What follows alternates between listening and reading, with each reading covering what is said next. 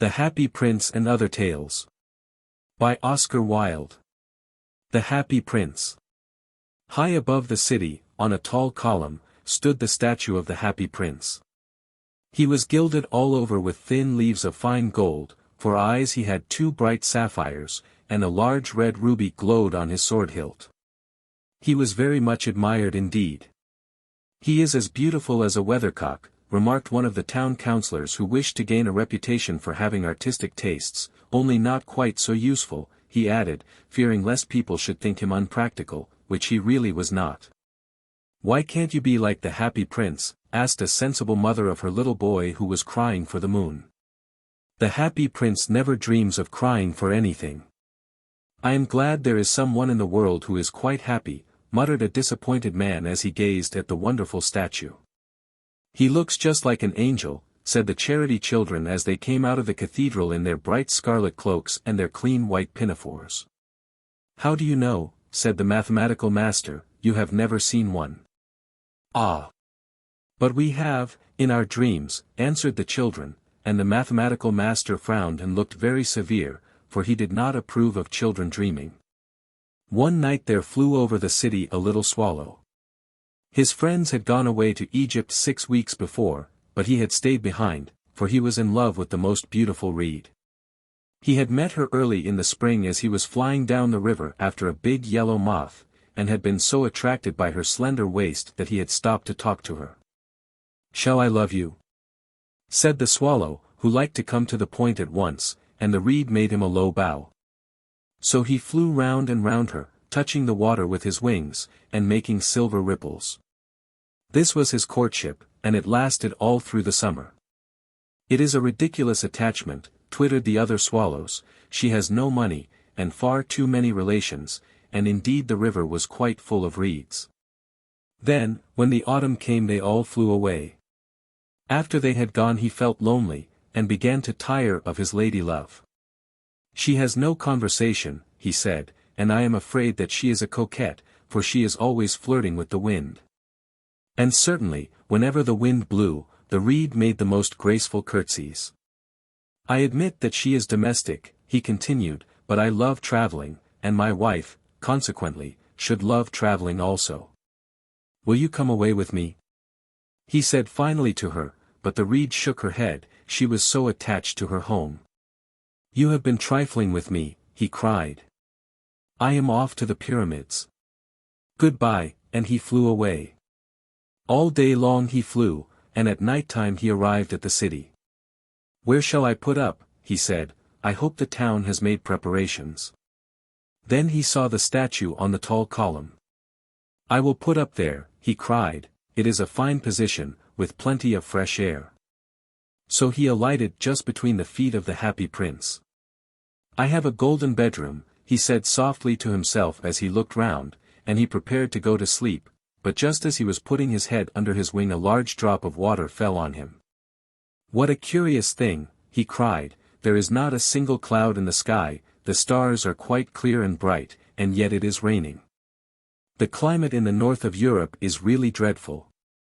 The reed used to like the rain, but that was merely her selfishness.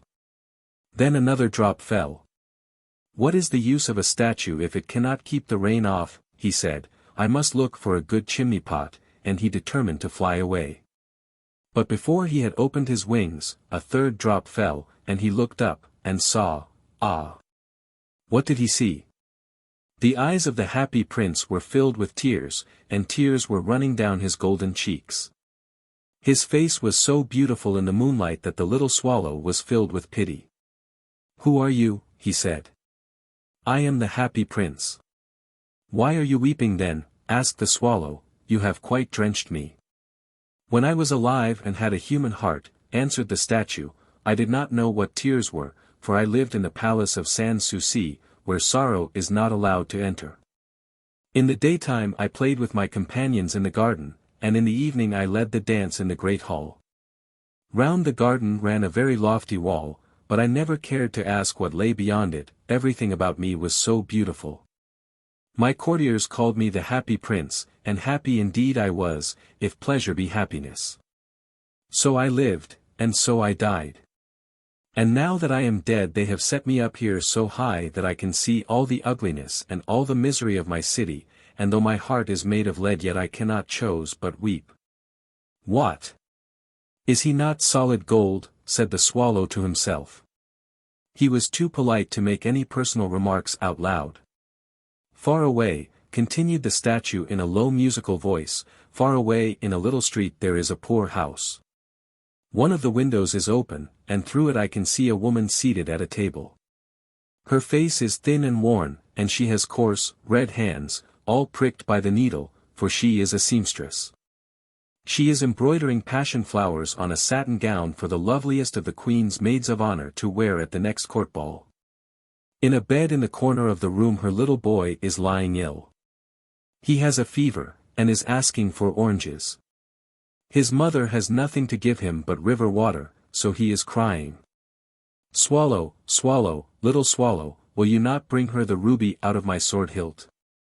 My feet are fastened to this pedestal and I cannot move. I am waited for in Egypt, said the swallow.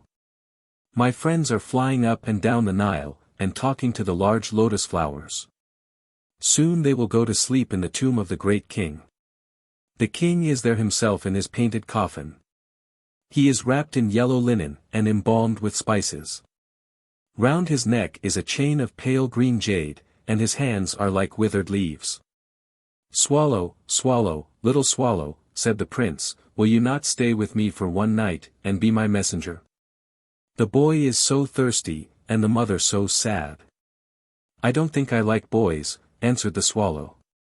Last summer, when I was staying on the river, there were two rude boys, the miller's sons, who were always throwing stones at me. They never hit me, of course. We swallows fly far too well for that, and besides, I come of a family famous for its agility, but still, it was a mark of disrespect. But the happy prince looked so sad that the little swallow was sorry. It is very cold here, he said. But I will stay with you for one night, and be your messenger. Thank you, little swallow, said the prince. So the swallow picked out the great ruby from the prince's sword, and flew away with it in his beak over the roofs of the town. He passed by the cathedral tower, where the white marble angels were sculptured. He passed by the palace and heard the sound of dancing. A beautiful girl came out on the balcony with her lover. How wonderful the stars are, he said to her, and how wonderful is the power of love. I hope my dress will be ready in time for the state ball, she answered. I have ordered passion flowers to be embroidered on it.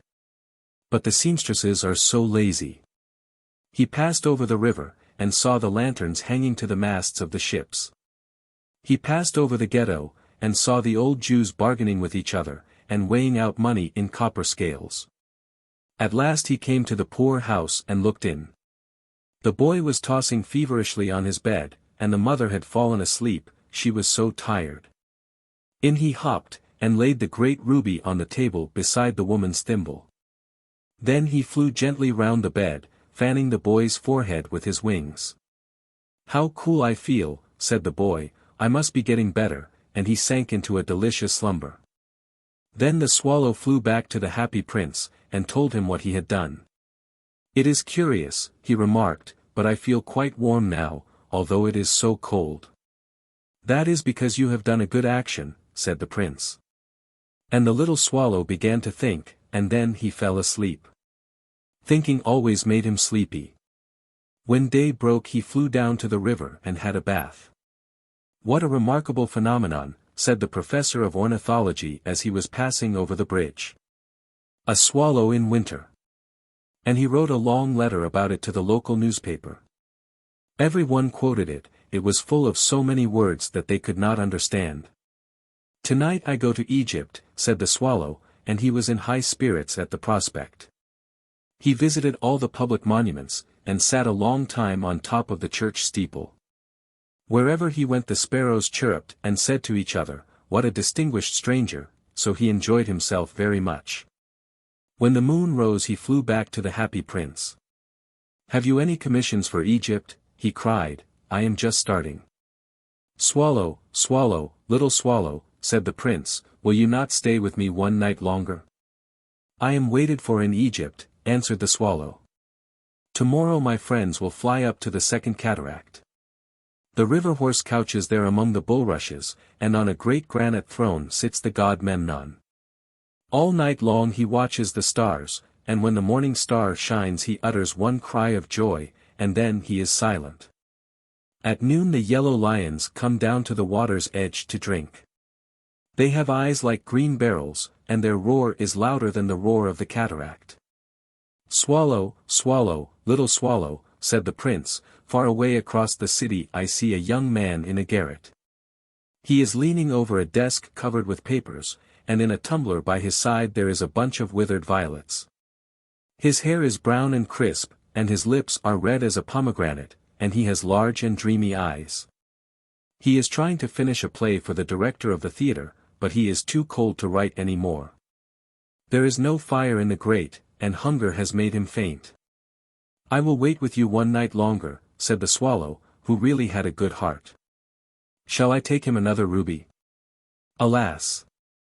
I have no ruby now, said the prince, my eyes are all that I have left. They are made of rare sapphires, which were brought out of India 1,000 years ago. Pluck out one of them and take it to him. He will sell it to the jeweler, and buy food and firewood, and finish his play. Dear prince, said the swallow, I cannot do that, and he began to weep. Swallow, swallow, little swallow, said the prince, do as I command you. So the swallow plucked out the prince's eye, and flew away to the student's garret. It was easy enough to get in, as there was a hole in the roof. Through this he darted, and came into the room. The young man had his head buried in his hands, so he did not hear the flutter of the bird's wings, and when he looked up he found the beautiful sapphire lying on the withered violets. I am beginning to be appreciated, he cried. This is from some great admirer. Now I can finish my play, and he looked quite happy. The next day the swallow flew down to the harbor. He sat on the mast of a large vessel and watched the sailors hauling big chests out of the hold with ropes. Heave hoy, they shouted as each chest came up. I am going to Egypt, cried the swallow, but nobody minded, and when the moon rose he flew back to the happy prince. I am come to bid you goodbye, he cried. Swallow, swallow, little swallow, said the prince, will you not stay with me one night longer? It is winter, answered the swallow, and the chill snow will soon be here. In Egypt the sun is warm on the green palm trees, and the crocodiles lie in the mud and look lazily about them. My companions are building a nest in the temple of Baalbec, and the pink and white doves are watching them, and cooing to each other. Dear prince, I must leave you, but I will never forget you, and next spring I will bring you back 2 beautiful jewels in place of those you have given away. The ruby shall be redder than a red rose, and the sapphire shall be as blue as the great sea. In the square below, said the happy prince, there stands a little match girl. She has let her matches fall in the gutter, and they are all spoiled. Her father will beat her if she does not bring home some money, and she is crying. She has no shoes or stockings, and her little head is bare. Pluck out my other eye, and give it to her, and her father will not beat her. I will stay with you one night longer, said the swallow, but I cannot pluck out your eye. You would be quite blind then.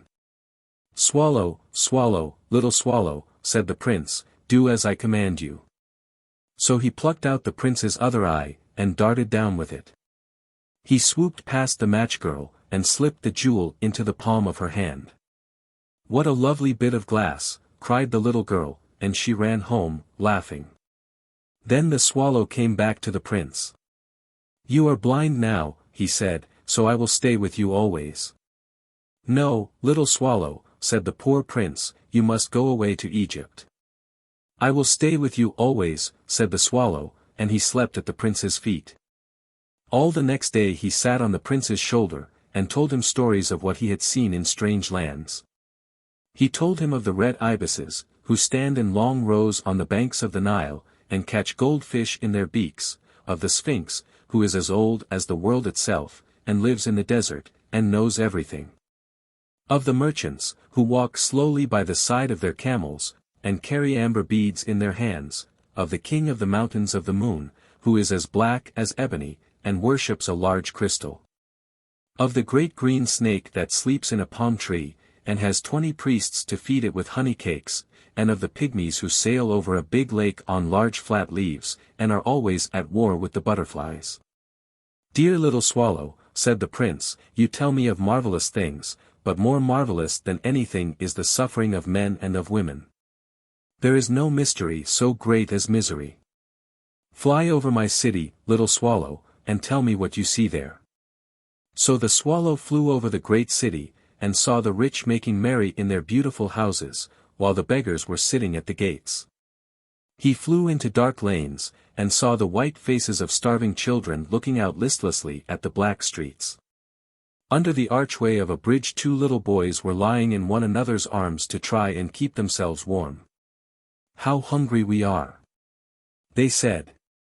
You must not lie here, shouted the watchman, and they wandered out into the rain. Then he flew back and told the prince what he had seen.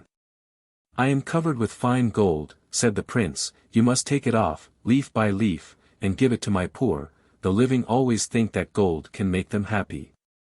Leaf after leaf of the fine gold the swallow picked off, till the happy prince looked quite dull and grey. Leaf after leaf of the fine gold he brought to the poor, and the children's faces grew rosier, and they laughed and played games in the street. We have bread now, they cried. Then the snow came, and after the snow came the frost. The streets looked as if they were made of silver, they were so bright and glistening. Long icicles like crystal daggers hung down from the eaves of the houses, everybody went about in furs, and the little boys wore scarlet caps and skated on the ice. The poor little swallow grew colder and colder, but he would not leave the prince, he loved him too well.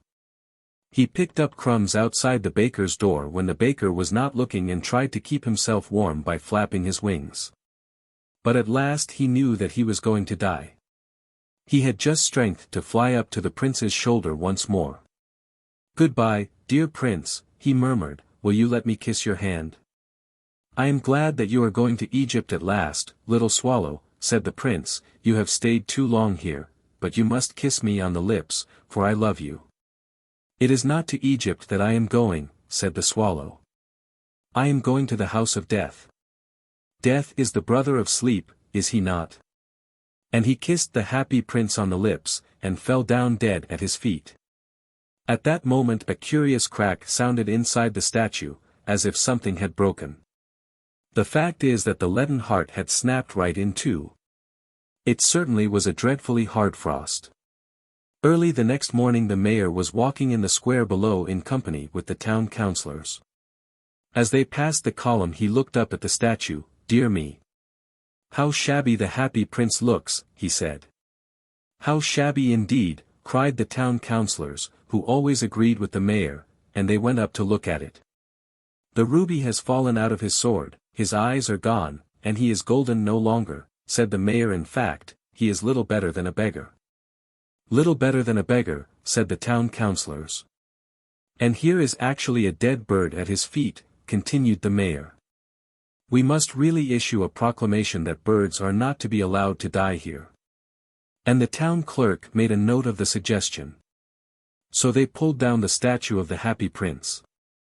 As he is no longer beautiful he is no longer useful, said the art professor at the university. Then they melted the statue in a furnace, and the mayor held a meeting of the corporation to decide what was to be done with the metal. We must have another statue, of course, he said, and it shall be a statue of myself. Of myself, said each of the town councillors, and they quarrelled. When I last heard of them they were quarrelling still. What a strange thing, said the overseer of the workmen at the foundry. This broken lead heart will not melt in the furnace. We must throw it away. So they threw it on a dust heap where the dead swallow was also lying.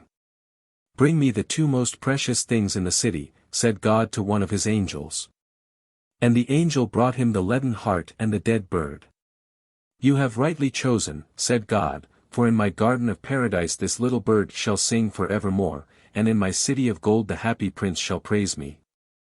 The nightingale and the rose. She said that she would dance with me if I brought her red roses, cried the young student, but in all my garden there is no red rose. From her nest in the holm oak tree the nightingale heard him, and she looked out through the leaves, and wondered. No red rose in all my garden, he cried, and his beautiful eyes filled with tears. Ah, on what little things does happiness depend! I have read all that the wise men have written, and all the secrets of philosophy are mine, yet for want of a red rose is my life made wretched. Here at last is a true lover, said the nightingale. Night after night have I sung of him, though I knew him not, night after night have I told his story to the stars, and now I see him. His hair is dark as the hyacinth blossom, and his lips are red as the rose of his desire. But passion has made his face like pale ivory, and sorrow has set her seal upon his brow. The prince gives a ball tomorrow night, murmured the young student, and my love will be of the company. If I bring her a red rose she will dance with me till dawn. If I bring her a red rose, I shall hold her in my arms, and she will lean her head upon my shoulder, and her hand will be clasped in mine. But there is no red rose in my garden, so I shall sit lonely, and she will pass me by. She will have no heed of me, and my heart will break. Here indeed is the true lover, said the nightingale. What I sing of, he suffers, what is joy to me, to him is pain. Surely love is a wonderful thing.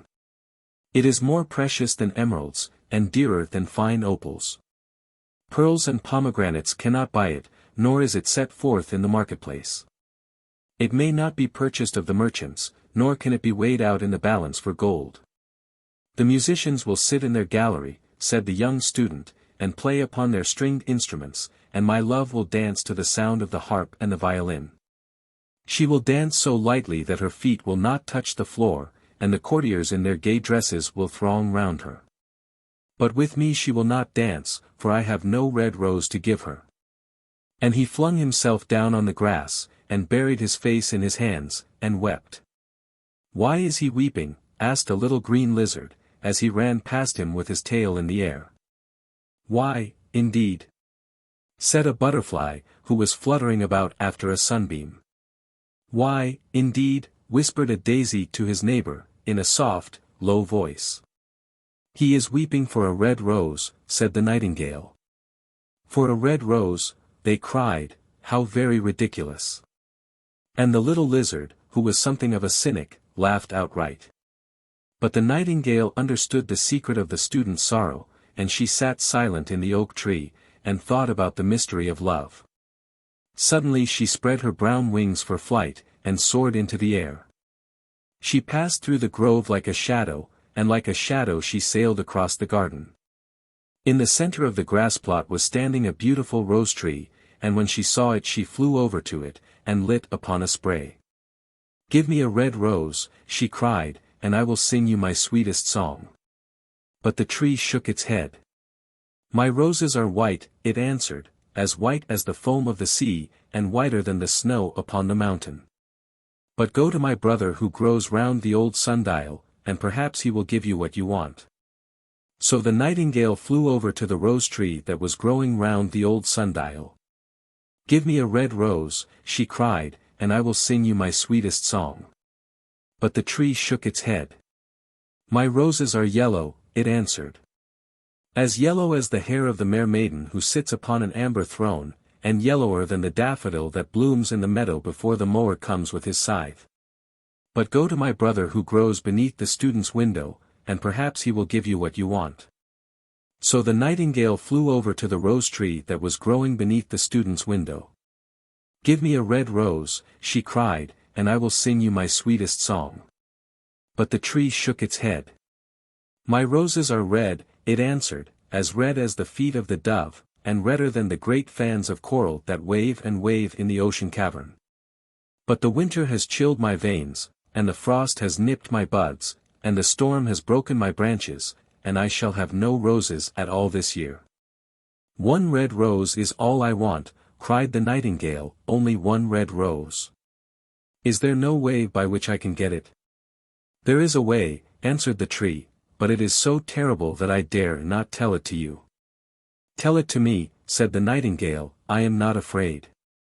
"If you want a red rose," said the tree, "you must build it out of music by moonlight and stain it with your own heart's blood. You must sing to me with your breast against a thorn. All night long you must sing to me, and the thorn must pierce your heart, and your lifeblood must flow into my veins, and become mine." "Death is a great price to pay for a red rose," cried the nightingale, "and life is very dear to all. It is pleasant to sit in the green wood, and to watch the sun in his chariot of gold, and the moon in her chariot of pearl.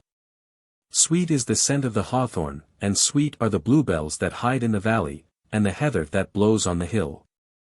Yet love is better than life, and what is the heart of a bird compared to the heart of a man?" So she spread her brown wings for flight, and soared into the air. She swept over the garden like a shadow, and like a shadow she sailed through the grove. The young student was still lying on the grass, where she had left him, and the tears were not yet dry in his beautiful eyes. "Be happy," cried the nightingale, "be happy, you shall have your red rose.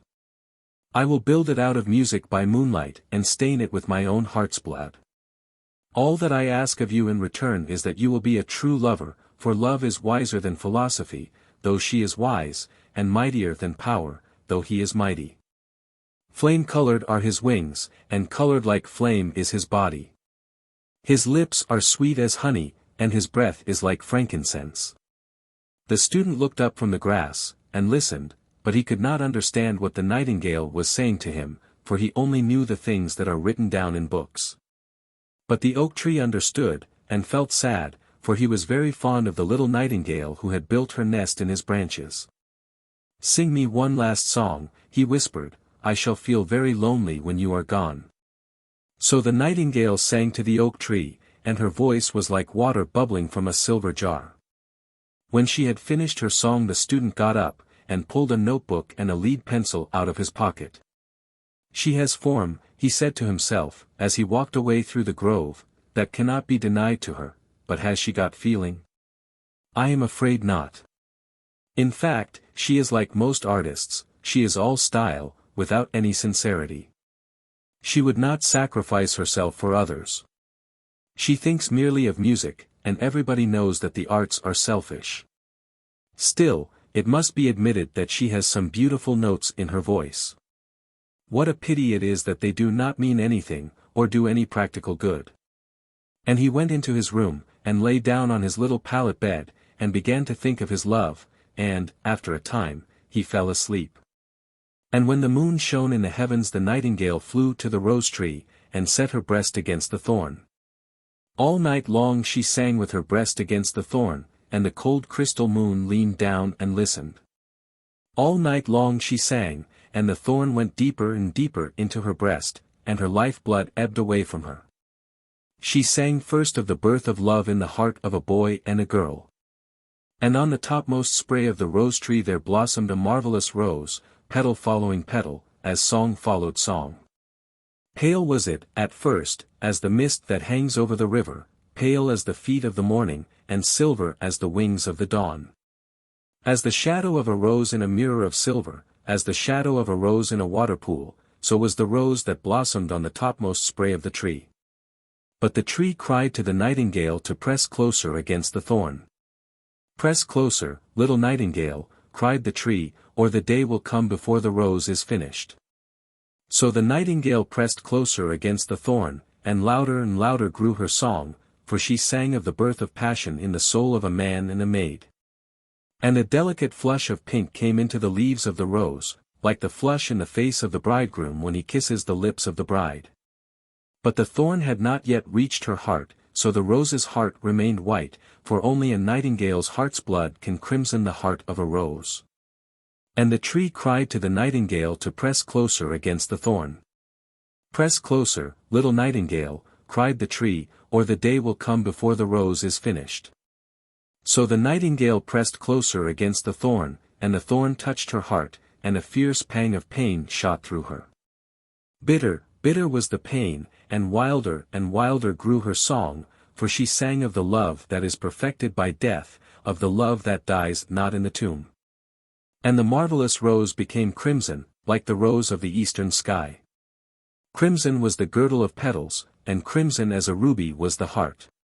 But the nightingale's voice grew fainter, and her little wings began to beat, and a film came over her eyes. Fainter and fainter grew her song, and she felt something choking her in her throat. Then she gave one last burst of music. The white moon heard it, and she forgot the dawn, and lingered on in the sky. The red rose heard it, and it trembled all over with ecstasy, and opened its petals to the cold morning air. Echo bore it to her purple cavern in the hills, and woke the sleeping shepherds from their dreams. It floated through the reeds of the river, and they carried its message to the sea.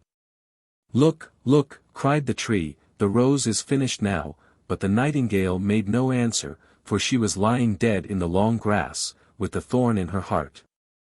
And at noon the student opened his window and looked out. "Why, what a wonderful piece of luck," he cried, "here is a red rose. I have never seen any rose like it in all my life. It is so beautiful that I am sure it has a long Latin name." And he leaned down and plucked it. Then he put on his hat, and ran up to the professor's house with the rose in his hand. The daughter of the professor was sitting in the doorway winding blue silk on a reel, and her little dog was lying at her feet. "You said that you would dance with me if I brought you a red rose," cried the student. "Here is the reddest rose in all the world.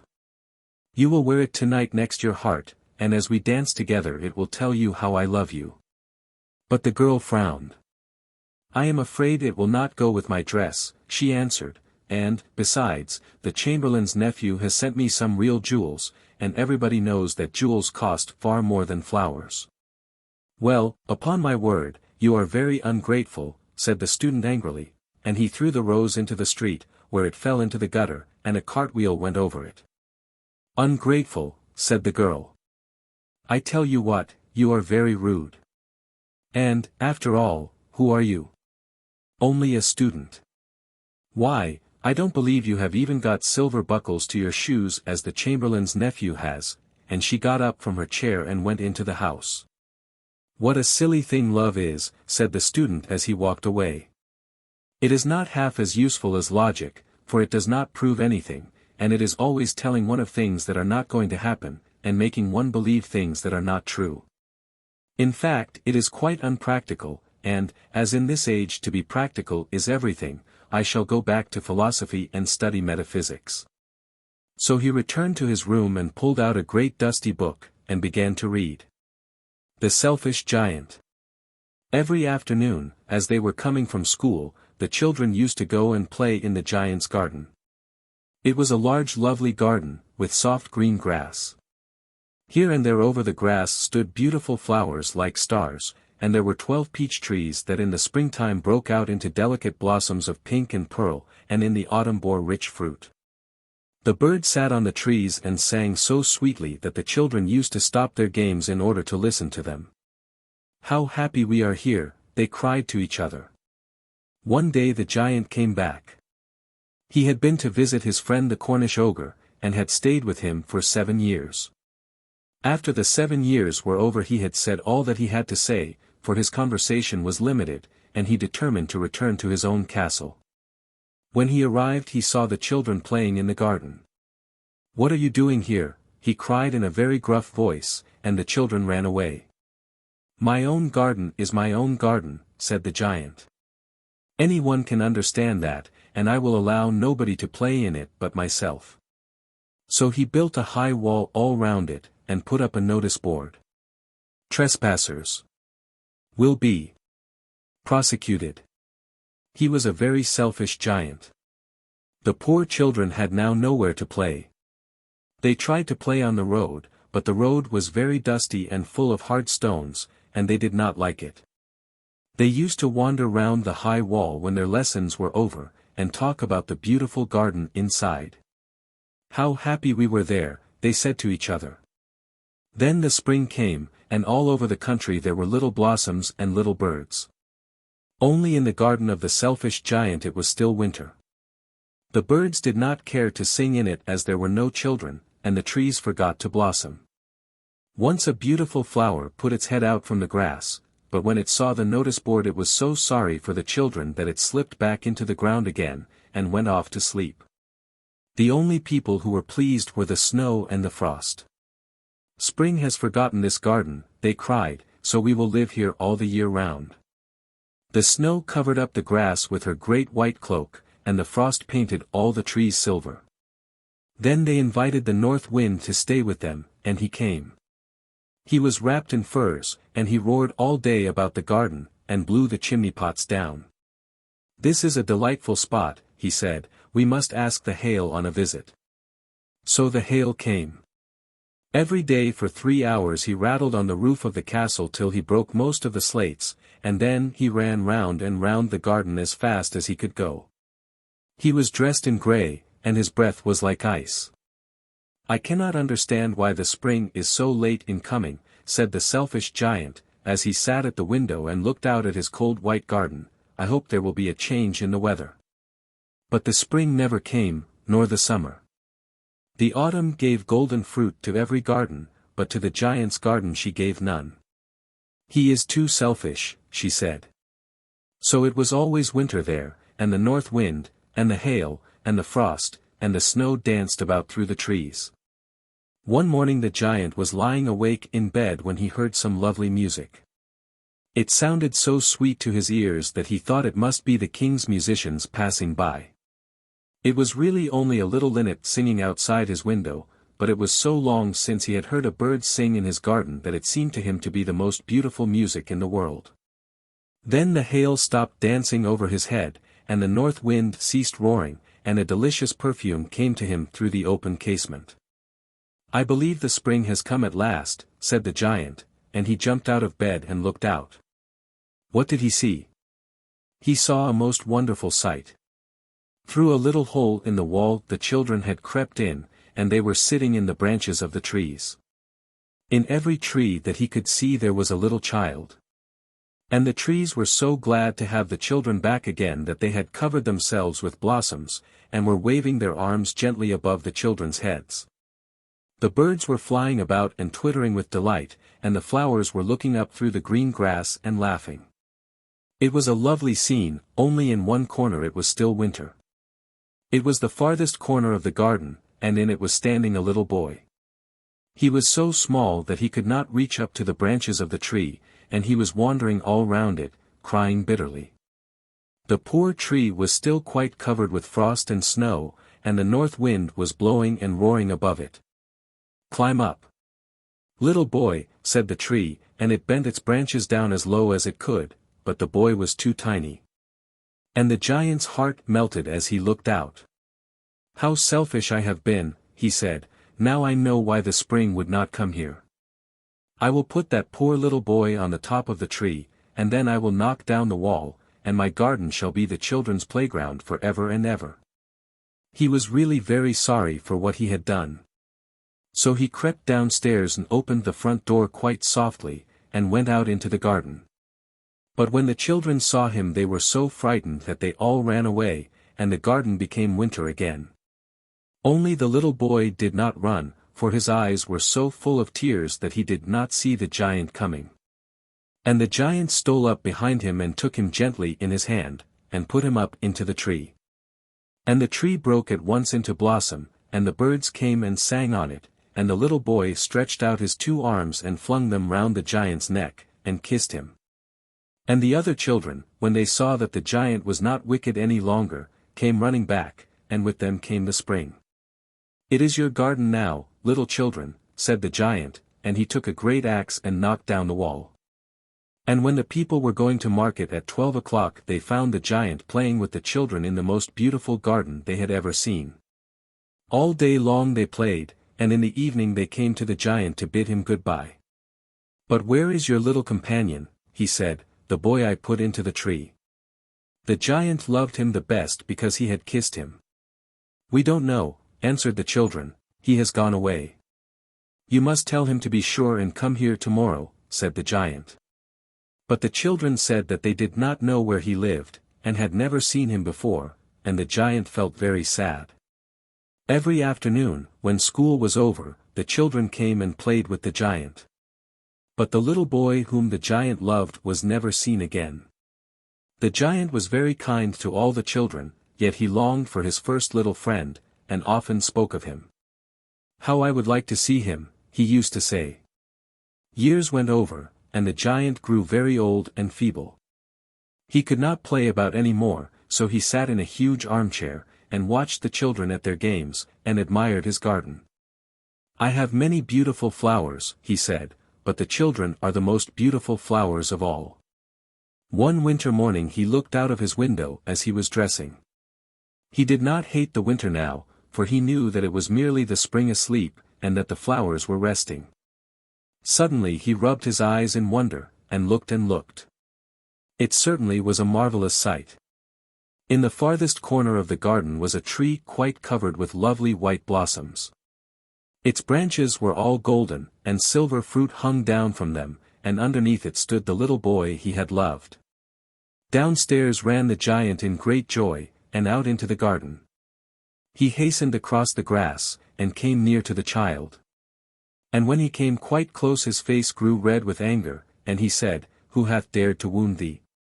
For on the palms of the child's hands were the prints of 2 nails, and the prints of 2 nails were on the little feet. "Who hath dared to wound thee?" cried the giant, "tell me, that I may take my big sword and slay him." "Nay," answered the child, "but these are the wounds of love." "Who art thou?" said the giant, and a strange awe fell on him, and he knelt before the little child. And the child smiled on the giant, and said to him, "You let me play once in your garden, today you shall come with me to my garden, which is paradise." And when the children ran in that afternoon, they found the giant lying dead under the tree, all covered with white blossoms. The devoted friend. One morning the old water rat put his head out of his hole.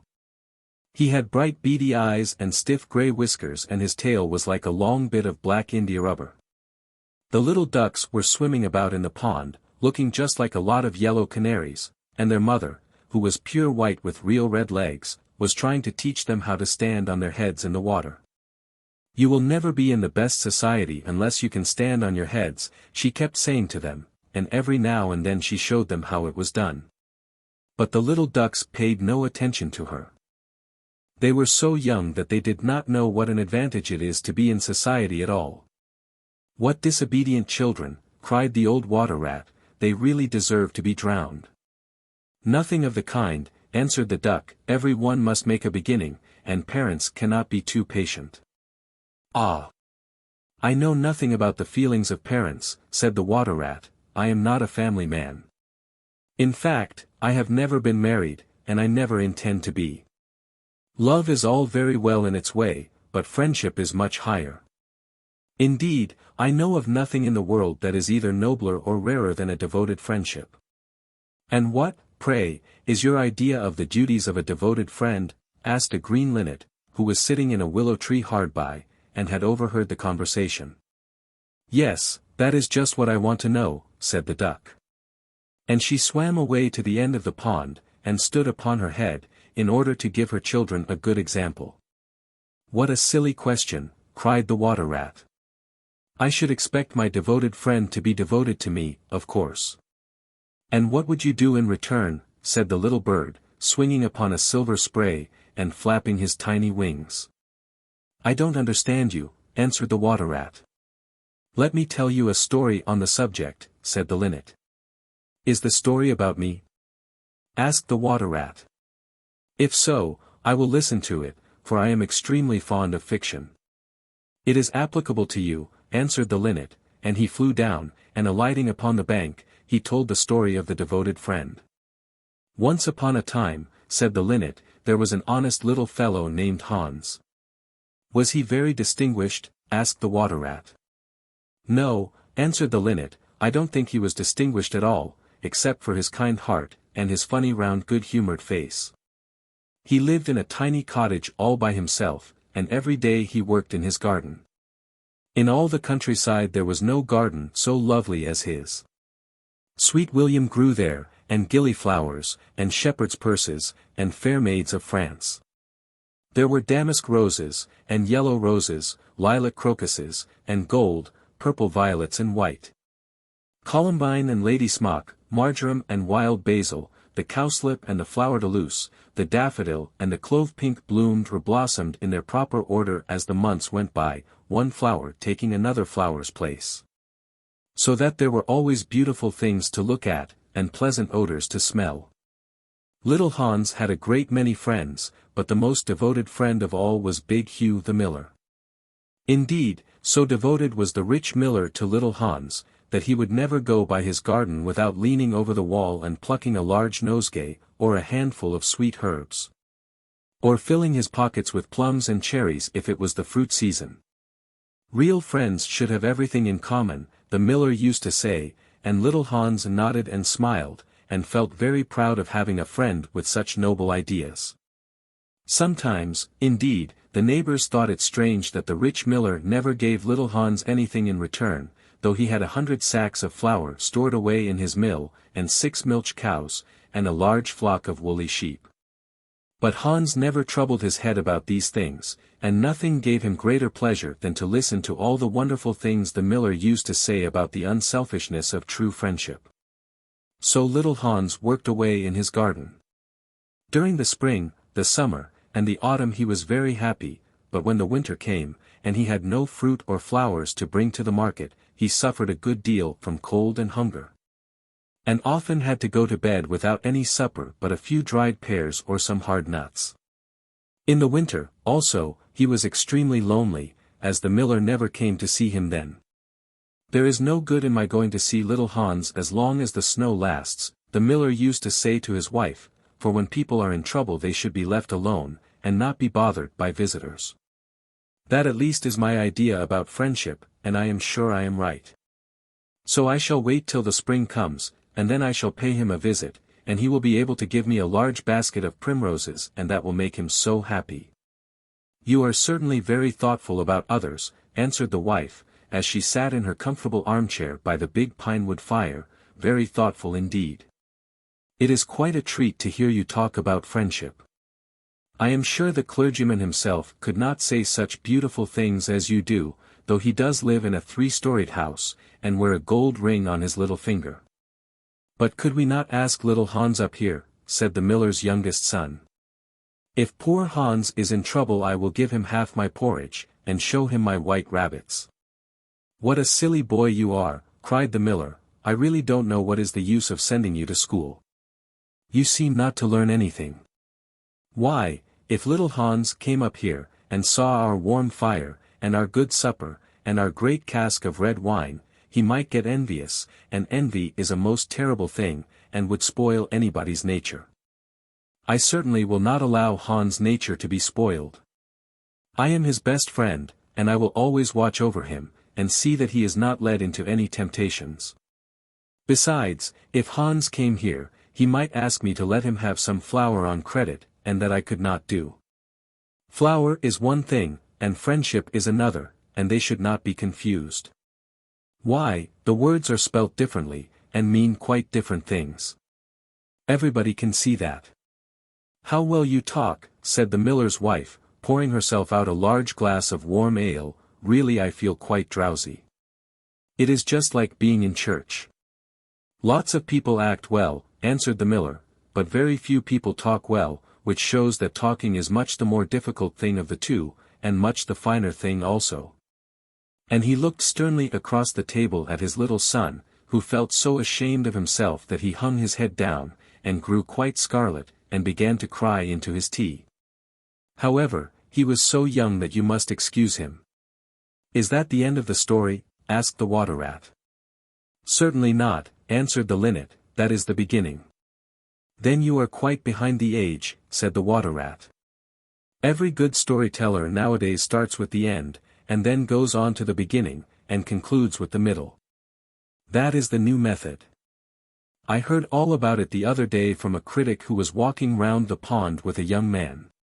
He spoke of the matter at great length, and I am sure he must have been right, for he had blue spectacles and a bald head, and whenever the young man made any remark, he always answered pooh. But pray go on with your story.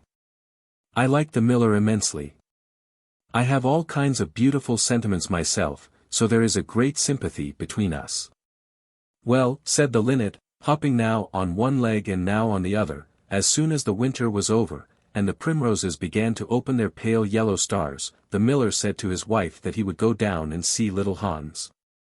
"Why, what a good heart you have," cried his wife, "you are always thinking of others. And mind you take the big basket with you for the flowers." So the miller tied the sails of the windmill together with a strong iron chain, and went down the hill with the basket on his arm. "Good morning, little Hans," said the miller.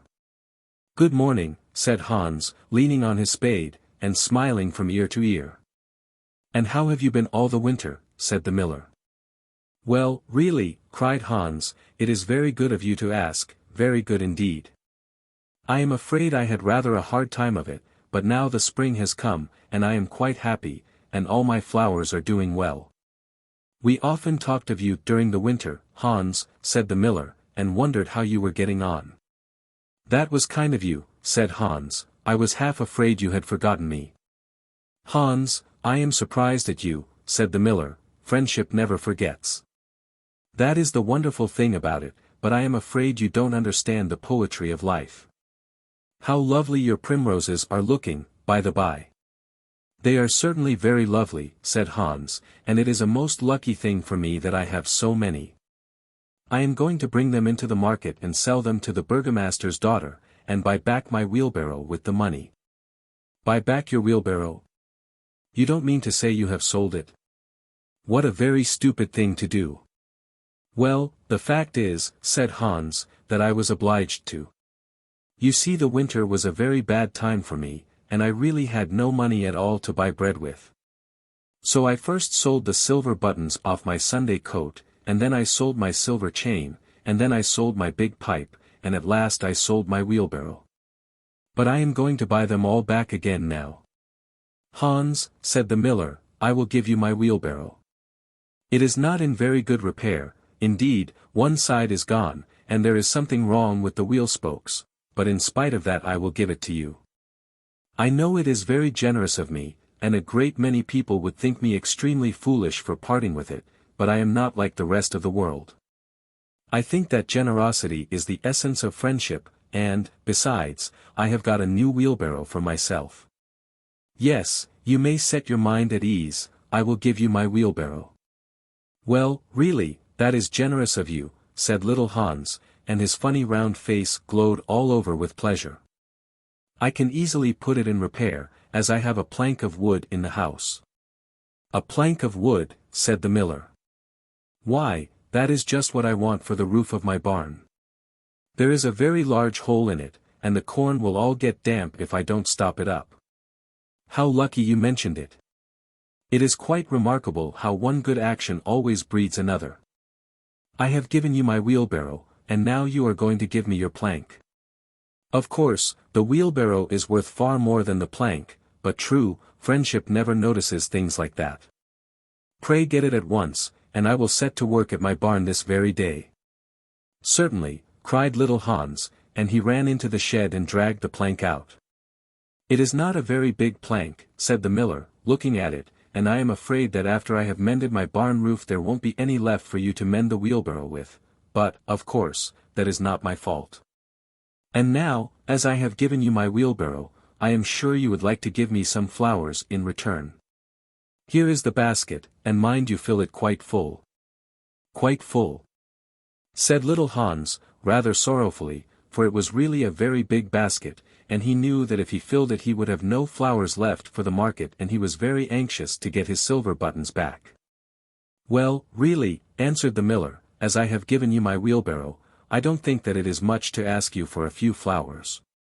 I may be wrong, but I should have thought that friendship, true friendship, was quite free from selfishness of any kind."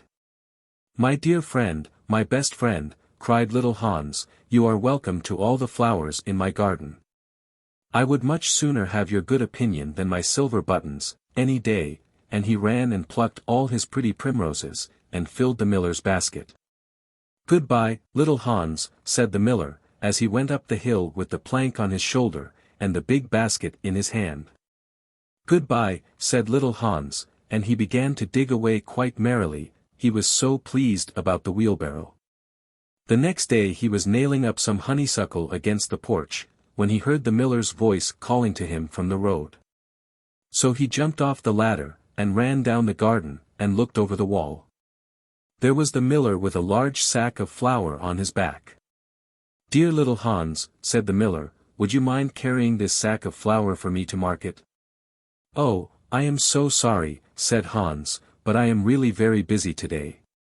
I have got all my creepers to nail up, and all my flowers to water, and all my grass to roll."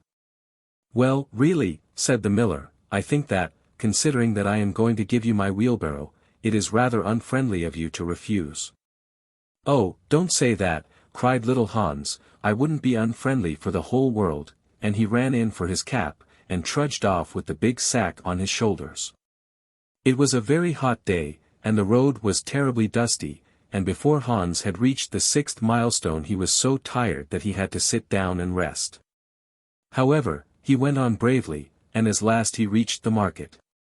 After he had waited there some time, he sold the sack of flour for a very good price, and then he returned home at once, for he was afraid that if he stopped too late he might meet some robbers on the way. "It has certainly been a hard day," said little Hans to himself as he was going to bed, "but I am glad I did not refuse the miller, for he is my best friend, and, besides, he is going to give me his wheelbarrow."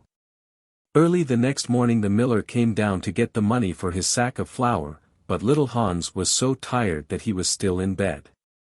"Upon my word," said the miller, "you are very lazy. Really, considering that I am going to give you my wheelbarrow, I think you might work harder. Idleness is a great sin, and I certainly don't like any of my friends to be idle or sluggish. You must not mind my speaking quite plainly to you. Of course I should not dream of doing so if I were not your friend. But what is the good of friendship if one cannot say exactly what one means? Anybody can say charming things and try to please and to flatter, but a true friend always says unpleasant things, and does not mind giving pain. Indeed, if he is a really true friend he prefers it, for he knows that then he is doing good." "I am very sorry," said little Hans, rubbing his eyes and pulling off his nightcap, "but I was so tired that I thought I would lie in bed for a little time, and listen to the birds singing. Do you know that I always work better after hearing the birds sing?" "Well, I am glad of that," said the miller, clapping little Hans on the back, "for I want you to come up to the mill as soon as you are dressed, and mend my barn roof for me." Poor little Hans was very anxious to go and work in his garden, for his flowers had not been watered for 2 days, but he did not like to refuse the miller, as he was such a good friend to him. "Do you think it would be unfriendly of me if I said I was busy?" he inquired in a shy and timid voice. "Well, really," answered the miller, "I do not think it is much to ask of you, considering that I am going to give you my wheelbarrow. But of course if you refuse I will go and do it myself." "Oh! On no account," cried little Hans, and he jumped out of bed, and dressed himself, and went up to the barn.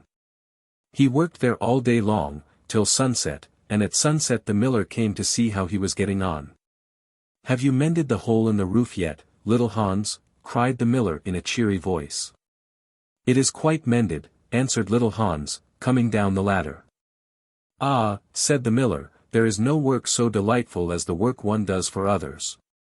"It is certainly a great privilege to hear you talk," answered little Hans, sitting down, and wiping his forehead, "a very great privilege. But I am afraid I shall never have such beautiful ideas as you have." "Oh! They will come to you," said the miller, "but you must take more pains.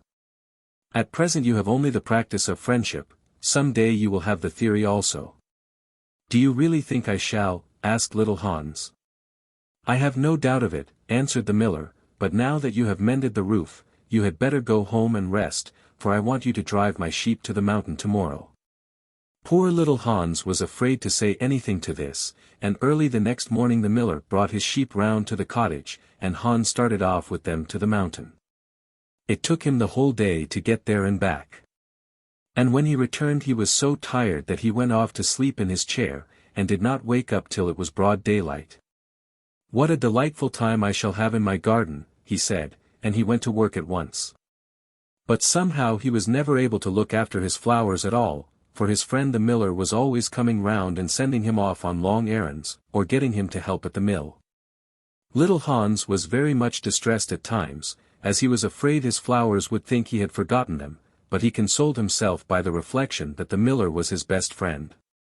Besides, he used to say, he is going to give me his wheelbarrow, and that is an act of pure generosity.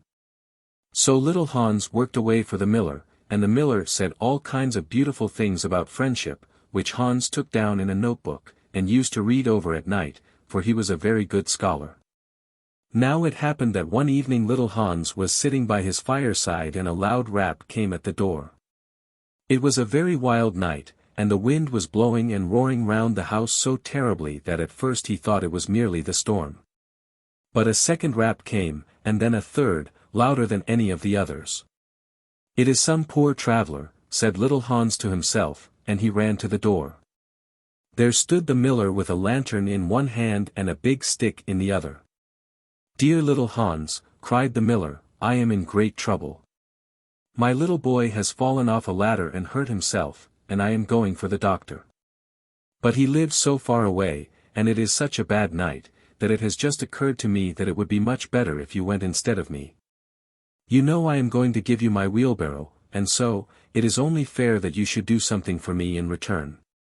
"Certainly," cried little Hans, "I take it quite as a compliment your coming to me, and I will start off at once. But you must lend me your lantern, as the night is so dark that I am afraid I might fall into the ditch." "I am very sorry," answered the miller, "but it is my new lantern, and it would be a great loss to me if anything happened to it."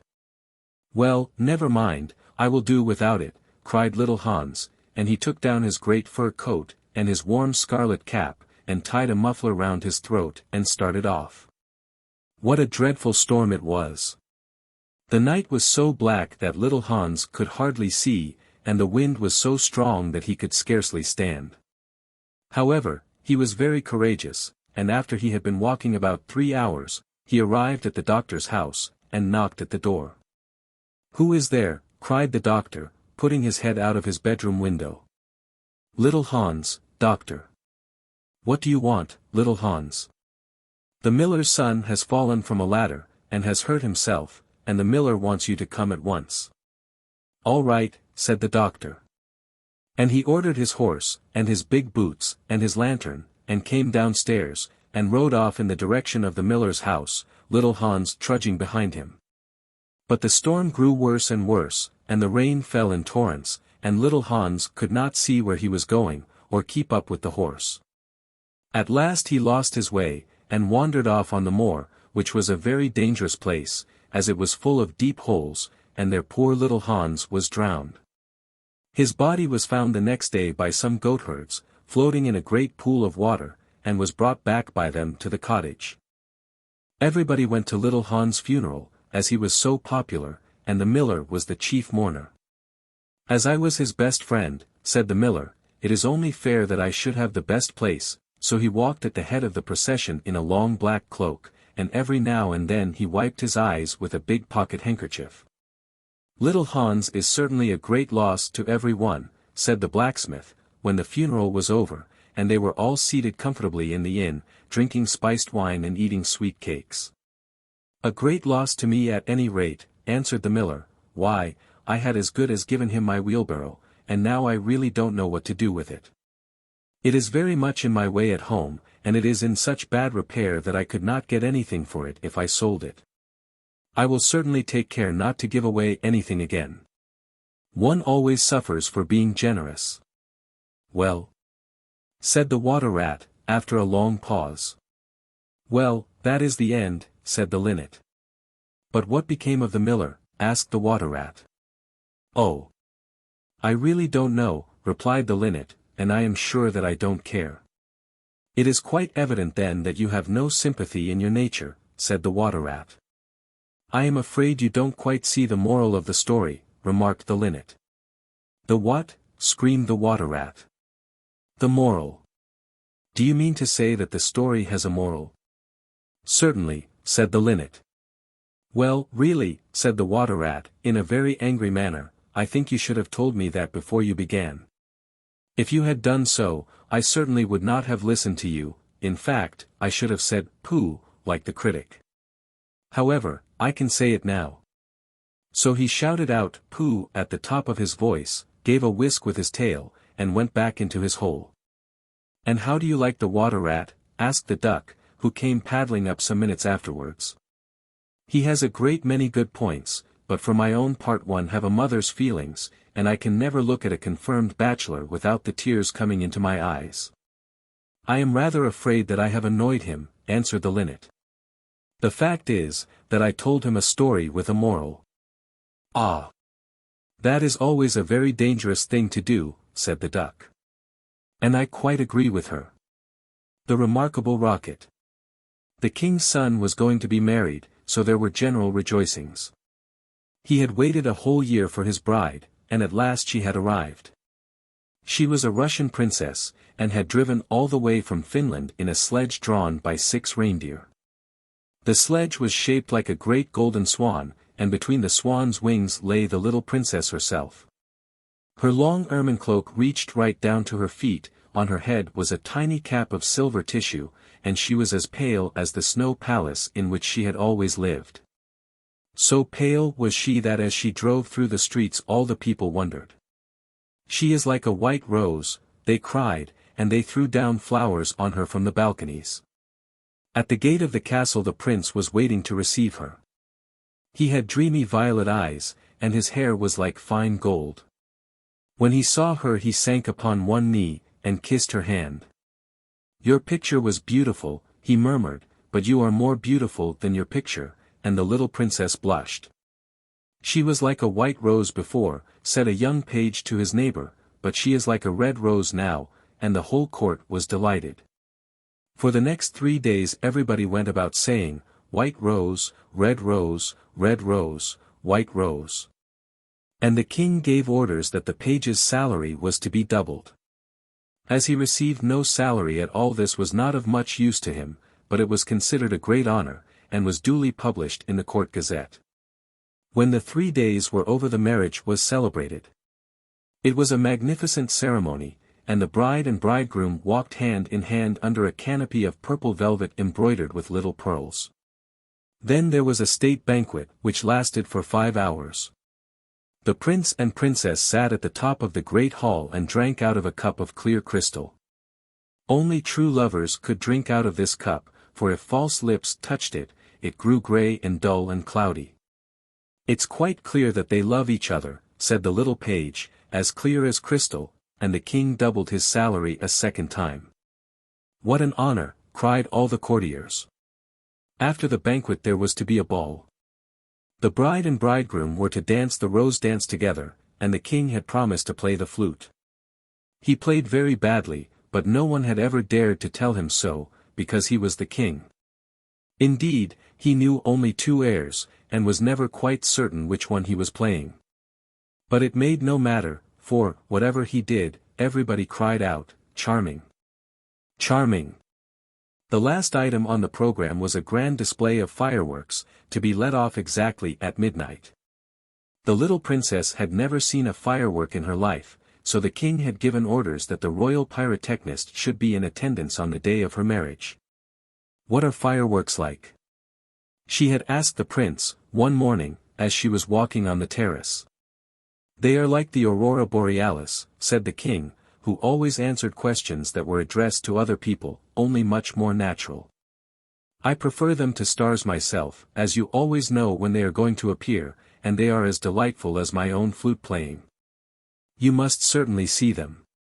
So at the end of the king's garden a great stand had been set up, and as soon as the royal pyrotechnist had put everything in its proper place, the fireworks began to talk to each other. "The world is certainly very beautiful," cried a little squib. "Just look at those yellow tulips. Why, if they were real crackers they could not be lovelier. I am very glad I have traveled. Travel improves the mind wonderfully, and does away with all one's prejudices." "The king's garden is not the world, you foolish squib," said a big Roman candle. "The world is an enormous place, and it would take you 3 days to see it thoroughly." "Any place you love is the world to you," exclaimed a pensive Catherine Wheel, who had been attached to an old deal box in early life, and prided herself on her broken heart, "but love is not fashionable any more, the poets have killed it." They wrote so much about it that nobody believed them, and I am not surprised. True love suffers, and is silent. I remember myself once, but it is no matter now. Romance is a thing of the past. Nonsense, said the Roman candle, romance never dies. It is like the moon, and lives forever. The bride and bridegroom, for instance, love each other very dearly. I heard all about them this morning from a brown paper cartridge, who happened to be staying in the same drawer as myself, and knew the latest court news. But the Catherine Will shook her head. Romance is dead, romance is dead, romance is dead, she murmured. She was one of those people who think that, if you say the same thing over and over a great many times, it becomes true in the end. Suddenly, a sharp, dry cough was heard, and they all looked round. It came from a tall, supercilious-looking rocket, who was tied to the end of a long stick. He always coughed before he made any observation, so as to attract attention. Ahem. Ahem. He said, and everybody listened except the poor Catherine Wheel, who was still shaking her head, and murmuring, romance is dead. Order! Order! Cried out a cracker. He was something of a politician, and had always taken a prominent part in the local elections, so he knew the proper parliamentary expressions to use. Quite dead, whispered the Catherine Wheel, and she went off to sleep. As soon as there was perfect silence, the rocket coughed a third time and began. He spoke with a very slow, distinct voice, as if he was dictating his memoirs, and always looked over the shoulder of the person to whom he was talking.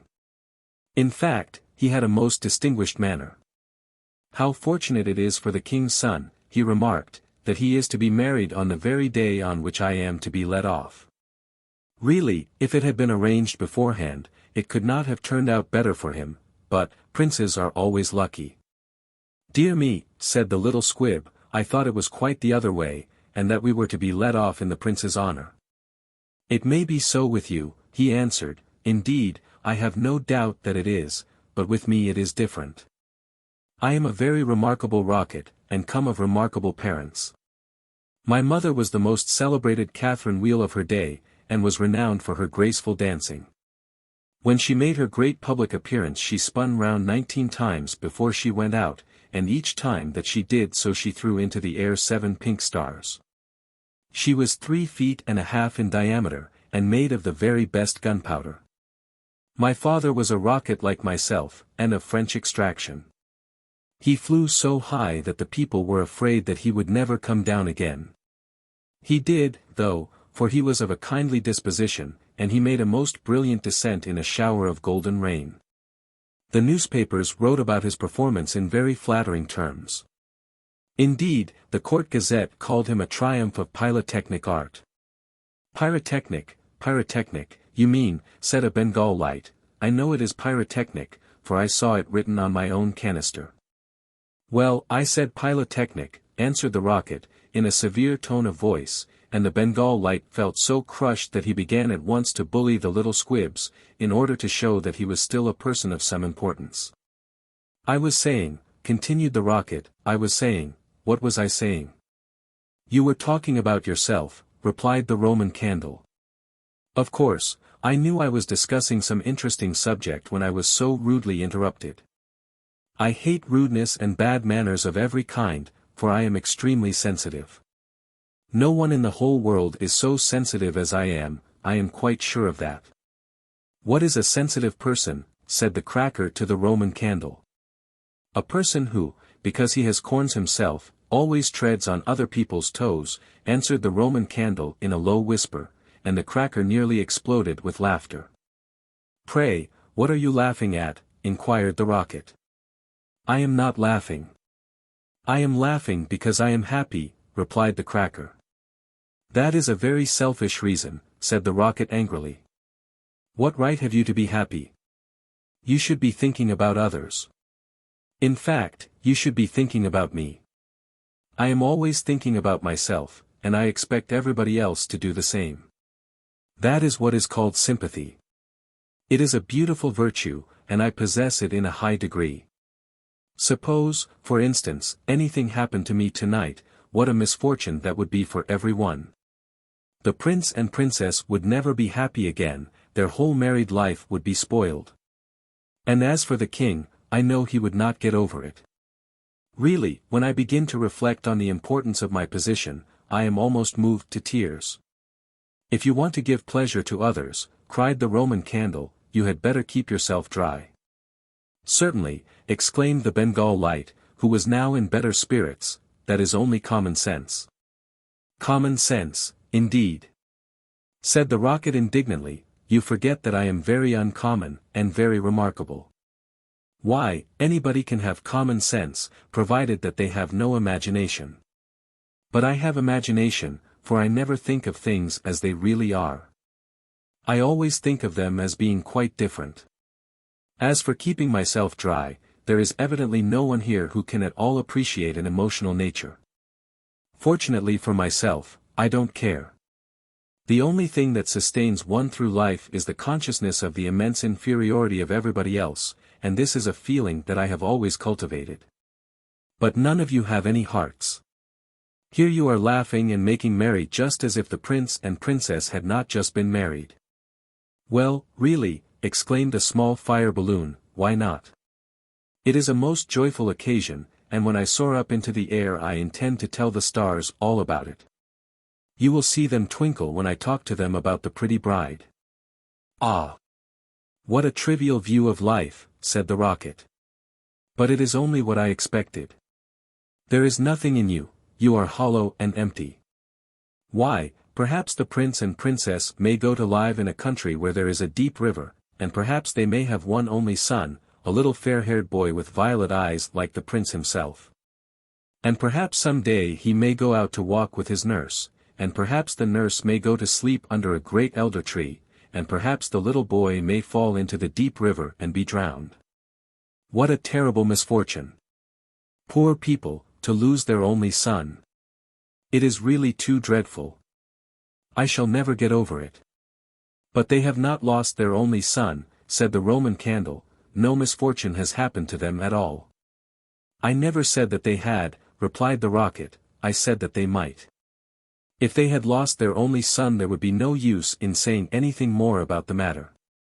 I hate people who cry over spilt milk. But when I think that they might lose their only son, I certainly am very much affected. You certainly are, cried the Bengal light. In fact, you are the most affected person I ever met. You are the rudest person I ever met, said the rocket, and you cannot understand my friendship for the prince. Why, you don't even know him, growled the Roman candle.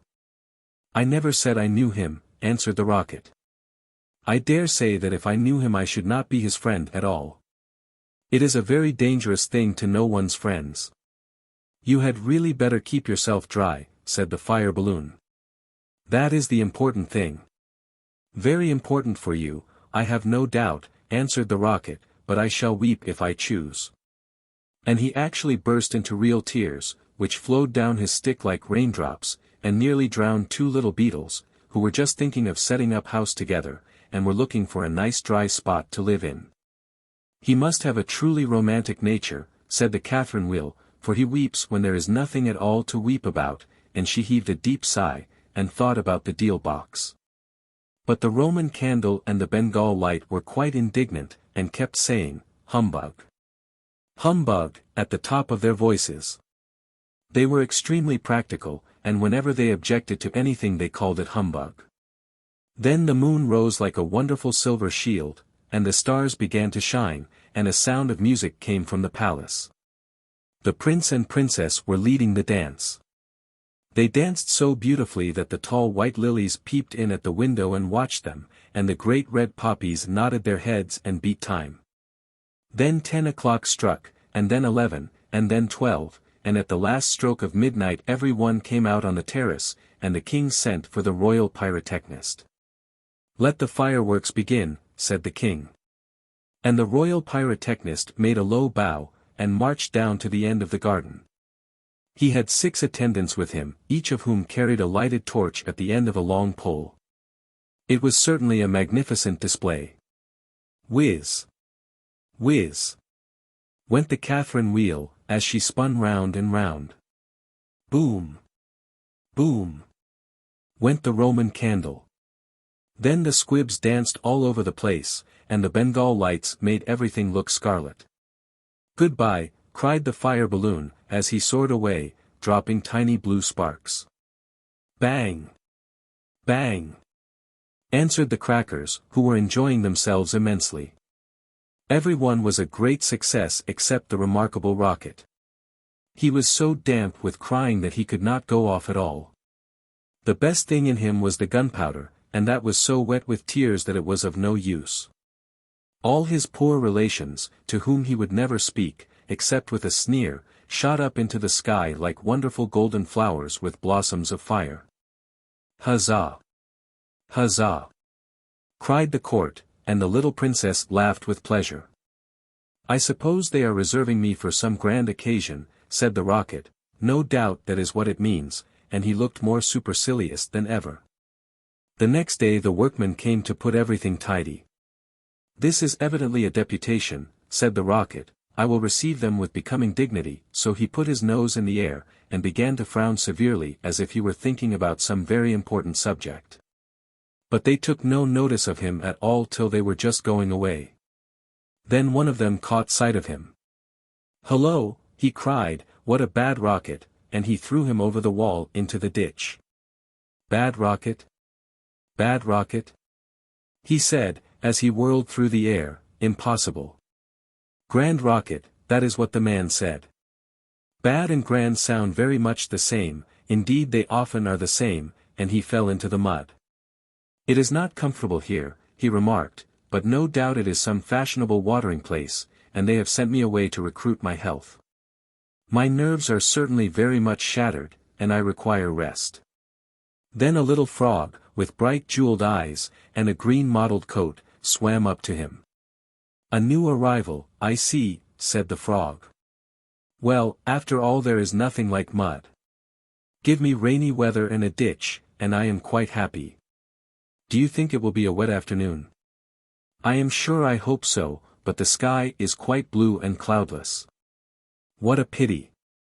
"Ahem." "Ahem," said the rocket, and he began to cough. "What a delightful voice you have," cried the frog. "Really it is quite like a croak, and croaking is of course the most musical sound in the world. You will hear our glee club this evening. We sit in the old duck pond close by the farmer's house, and as soon as the moon rises we begin. It is so entrancing that everybody lies awake to listen to us. In fact, it was only yesterday that I heard the farmer's wife say to her mother that she could not get a wink of sleep at night on account of us.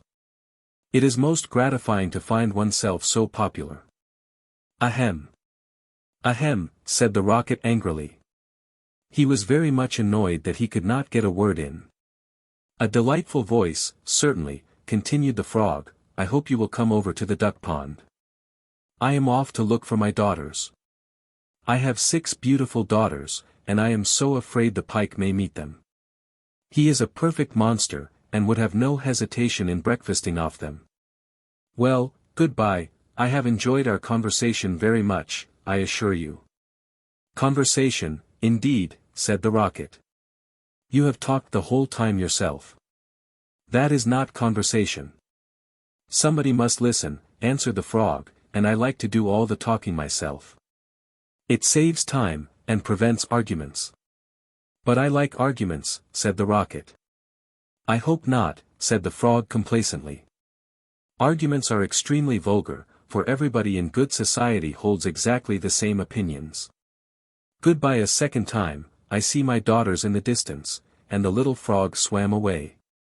"You are a very irritating person," said the rocket, "and very ill-bred. I hate people who talk about themselves, as you do, when one wants to talk about oneself, as I do. It is what I call selfishness, and selfishness is a most detestable thing, especially to any one of my temperament, for I am well known for my sympathetic nature. In fact, you should take example by me, you could not possibly have a better model. Now that you have the chance you had better avail yourself of it, for I am going back to court almost immediately. I am a great favorite at court. In fact, the prince and princess were married yesterday in my honor. Of course you know nothing of these matters, for you are a provincial. There is no good talking to him, said a dragonfly, who was sitting on the top of a large brown bulrush.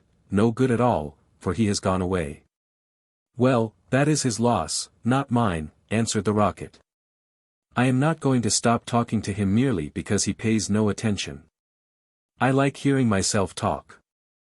It is one of my greatest pleasures. I often have long conversations all by myself, and I am so clever that sometimes I don't understand a single word of what I am saying. Then you should certainly lecture on philosophy, said the dragonfly.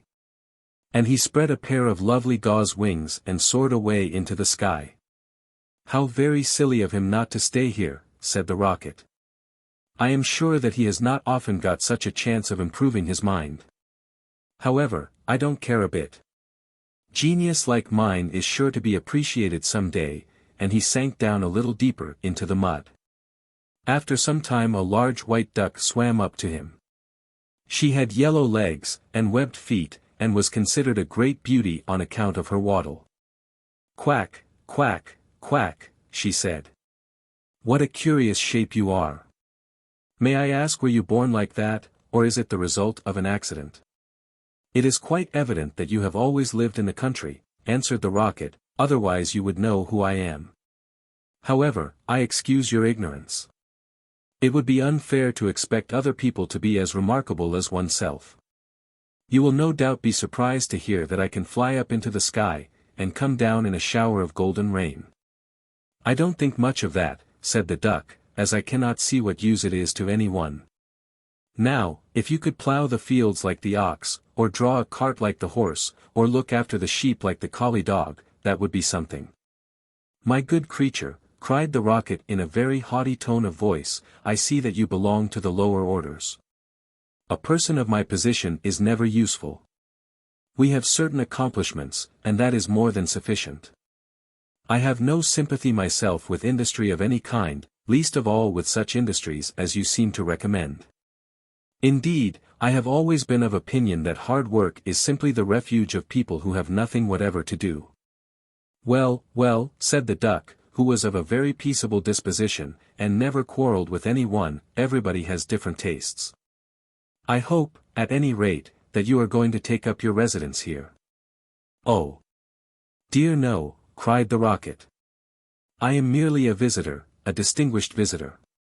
The fact is that I find this place rather tedious. There is neither society here, nor solitude. In fact, it is essentially suburban. I shall probably go back to court, for I know that I am destined to make a sensation in the world.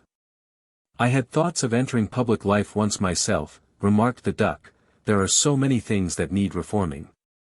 Indeed, I took the chair at a meeting some time ago, and we passed resolutions condemning everything that we did not like. However, they did not seem to have much effect. Now I go in for domesticity, and look after my family. I am made for public life, said the rocket, and so are all my relations, even the humblest of them. Whenever we appear we excite great attention. I have not actually appeared myself, but when I do so it will be a magnificent sight. As for domesticity, it ages one rapidly, and distracts one's mind from higher things. Ah! The higher things of life, how fine they are, said the duck. And that reminds me how hungry I feel, and she swam away down the stream, saying, quack, quack, quack. Come back. Come back, screamed the rocket, I have a great deal to say to you, but the duck paid no attention to him. I am glad that she has gone, he said to himself, she has a decidedly middle-class mind. And he sank a little deeper still into the mud, and began to think about the loneliness of genius, when suddenly two little boys in white smocks came running down the bank, with a kettle and some faggots. This must be the deputation, said the rocket, and he tried to look very dignified. Hullo, cried one of the boys, look at this old stick. I wonder how it came here, and he picked the rocket out of the ditch. Old stick, said the rocket, impossible. Gold stick, that is what he said. Gold stick is very complimentary. In fact, he mistakes me for one of the court dignitaries. Let us put it into the fire, said the other boy, it will help to boil the kettle. So they piled the faggots together, and put the rocket on top, and lit the fire. This is magnificent, cried the rocket, they are going to let me off in broad daylight, so that everyone can see me. We will go to sleep now, they said, and when we wake up the kettle will be boiled, and they lay down on the grass, and shut their eyes. The rocket was very damp, so he took a long time to burn. At last, however, the fire caught him. Now I am going off, he cried, and he made himself very stiff and straight. I know I shall go much higher than the stars, much higher than the moon, much higher than the sun. In fact, I shall go so high that. Fizz! Fizz! Fizz! And he went straight up into the air. Delightful, he cried, I shall go on like this forever. What a success I am! But nobody saw him. Then he began to feel a curious tingling sensation all over him. Now I am going to explode, he cried. I shall set the whole world on fire, and make such a noise that nobody will talk about anything else for a whole year. And he certainly did explode. Bang! Bang! Bang! Went the gunpowder. There was no doubt about it. But nobody heard him, not even the two little boys, for they were sound asleep. Then all that was left of him was the stick, and this fell down on the back of a goose who was taking a walk by the side of the ditch. Good heavens, cried the goose. It is going to rain sticks, and she rushed into the water. I knew I should create a great sensation, gasped the rocket, and he went out. Printed by Ballantyne and Company.